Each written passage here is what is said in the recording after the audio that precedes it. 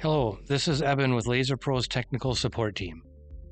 In this video, we will be resetting the transfer counter on the listed models. With the printer on, from the control panel homepage, navigate to the Tools menu. Select Service and type in the service pin. The default service pin is located on the front of the toner cartridge tray.